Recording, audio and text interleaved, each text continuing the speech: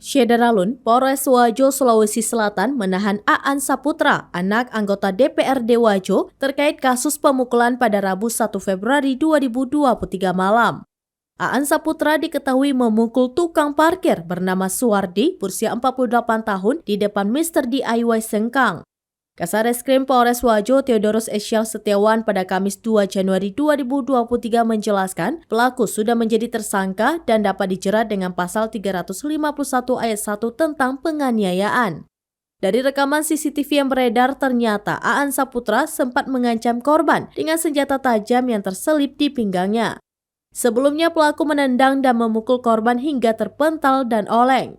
Keluarga korban angkat bicara terkait kasus pemukulan dialami Suwardi.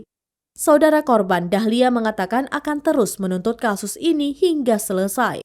Ia menegaskan atas permintaan seluruh keluarganya tidak ada kata damai dalam kasus ini.